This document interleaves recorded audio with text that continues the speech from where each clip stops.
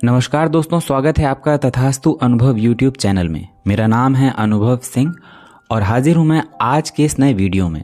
जैसा कि आप जानते हैं, कल के वीडियो में हमने चर्चा किया था चंद्र कुंडली के अंतर्गत प्रत्येक भाव में मंगल का प्रभाव।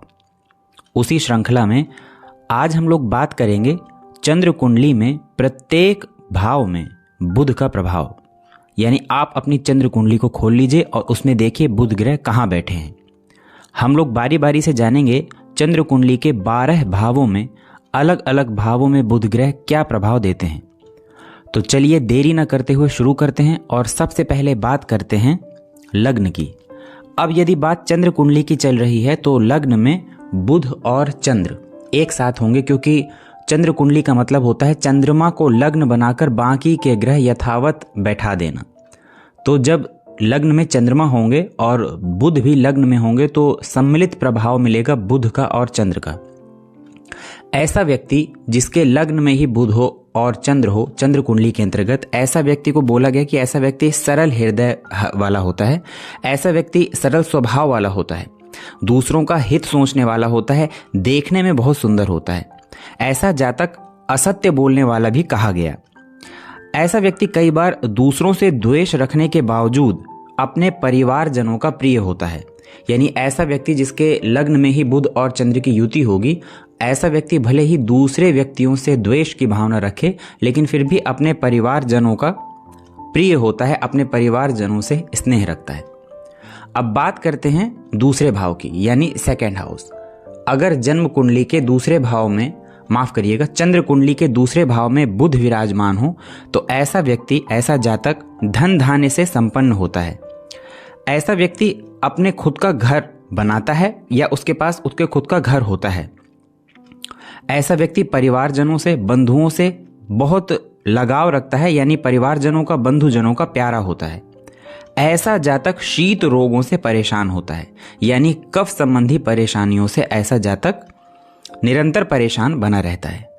ऐसे व्यक्ति की वाणी बहुत मधुर बताई गई, क्योंकि जो ये दूसरा भाव है, ये दूसरा भाव वाणी का भी भाव है। यहाँ पर बुध बैठकर, और बुध को वाणी का कारक भी कहा जाता है, तो यहाँ पर बुध बैठकर व्यक्ति की वाणी में जबरदस्त प्रभाव उत्पन्न कर देते हैं। इसलिए व्यक्ति की वाणी बेहद सधी हुई और स्पष्ट वाणी होती है, बहुत प्रभावशाली वाणी होती है।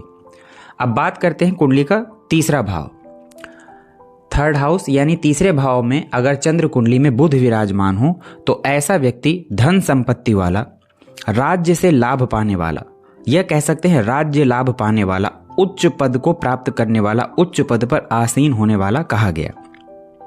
ऐसा जातक जिसके तीसरे भाव में बुध विराजमान हो चंद्र कुंडली में, ऐसा व्यक्ति महाजनों का साथ पसंद करता है। यानी ऐसा व्यक्ति ऐसे लोगों के साथ उठना बैठना पसंद करता है जो किसी न किसी क्षेत्र में विद्वान हो, ऐसे व्यक्ति जो महात्मा हो, संत जन हो और अच्छे व्यक्ति हो, ऐसे लोगों का साथ व्यक्ति पसंद करता है। वहीं अगर चतुर्थ भाव यानी फोर्थ हाउस की बात करें, यहां पर चंद्र कुंडली में बुध विराजमान हो तो ऐसा व्यक्ति को कहा गया कि ऐसा जातक सदैव सुख पाने वाला होता है। ऐसा व्यक्ति मातुल कुल से विशेष लाभ पाने वाला होता है, यानी अपनी माता का जो कुल होता है, अपना ननिहाल पक्ष होता है, उससे विशेष लाभ पाने वाला होता है और उनसे विशेष जुड़ाव भी रखता है। ऐसा जातक पूरा जीवन सुख और शांति से बिताता है। ऐसा व्यक्ति जिसके चतुर्थ भाव में चंद्र कुंडली में बुध विराजमान हो, ऐसा व्यक्ति माता से विशेष लगाव रखने वाला होता है। बात करें वहीं अगर पंचम भाव की, यानी फिफ्थ हाउस की, अगर चंद्र कुंडली में फिफ्थ हाउस में बुध विराजमान हो तो ऐसा जातक अत्यंत बुद्धिमान कहा गया। ऐसा जातक गणित का जानकार होता है। ऐसा जातक विलक्षण प्रतिभा का धनी होता है। ऐसा जातक सूझबूझ से काम लेने वाला होता है, यानी समझदार होता है।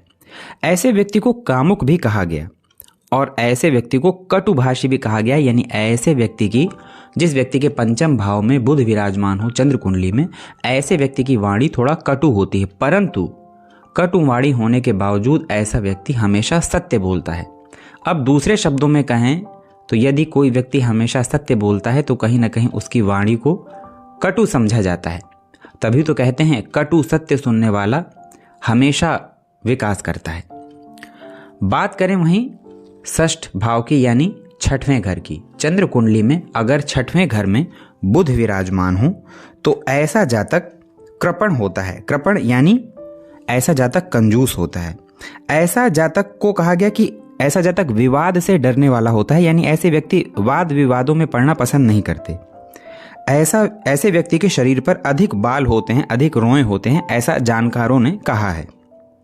और ऐसा व्यक्ति जिसके चंद्र कुंडली के 6वें भाव में बुध हो, ऐसा व्यक्ति बड़े नेत्रों वाला होता है, यानी ऐसे व्यक्ति की आंखें बड़ी होती हैं।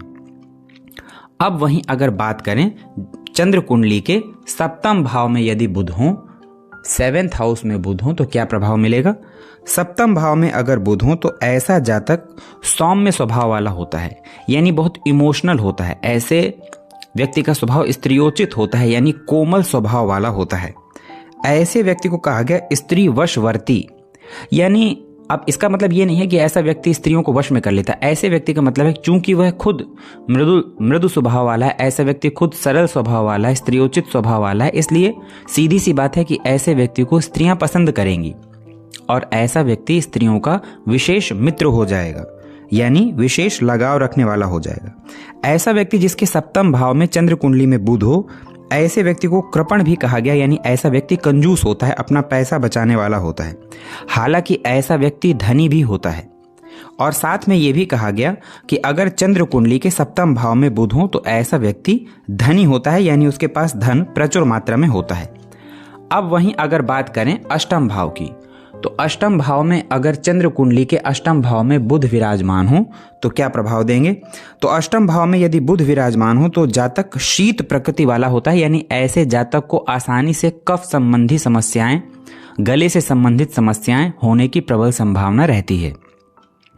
ऐसा व्यक्ति राजाओं का प्रिय कहा गया, यानी ऐसा व्यक्ति उच्च पदों पर आसीन जो लोग हैं उनका प्रिय होता है, उनके साथ उठने बैठने वाला होता है। अब आज के परिवेश में यहाँ राज्य पद या कह सकते हैं कि राजाओं से आशय उच्च अधिकारियों से है। ऐसा व्यक्ति जिसके 8वें भाव में चंद्र कुंडली में बुध हो, ऐसे व्यक्ति को कहा गया कि ऐसा व्यक्ति शत्रुओं के लिए भयकारी होता है, यानी ऐसे व्यक्ति से उसके शत्रु डरते हैं।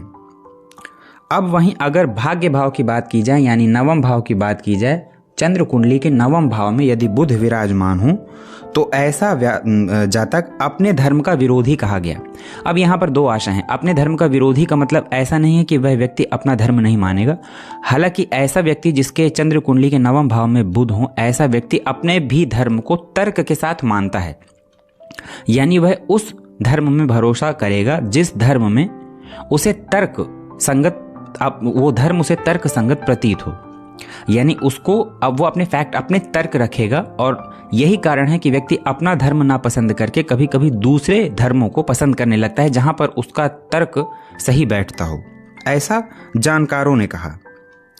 ऐसे व्यक्ति को कहा गया कि अनेक लोगों का विरोधी होता है। अब यहां अनेक लोगों के विरोधी का मतलब है कि ऐसा व्यक्ति जिसके भाग्य भाव में चंद्र कुंडली में बुध विराजमान हो, ऐसा व्यक्ति हमेशा अधर्म का, या कह सकते हैं जहां गलत हो रहा होता है उसका विरोध करता है। बहुत सारे लोग अधर्म होते हुए देखते हुए भी उसका विरोध नहीं करते, परंतु ऐसा व्यक्ति जिसके 9वें भाव में बुध है चंद्र कुंडली में, ऐसा व्यक्ति तुरंत उसका विरोध करता है, इसीलिए उसे विरोधी कहा गया। वहीं कुंडली का 10वां भाव यानी 10th हाउस अगर यहां पर बुध विराजमान हो तो ऐसा जातक राजयोग भोगता है। और यदि चंद्रमा कर्क राशि में स्थित हो तो निज काल में श्रेष्ठ होता है। अब चंद्रमा कर्क राशि का मतलब यह है कि चंद्र कुंडली यानी जन्म कुंडली में चंद्रमा कर्क राशि में बैठा हो, तभी यह प्रभाव देखने के लिए मिलेगा।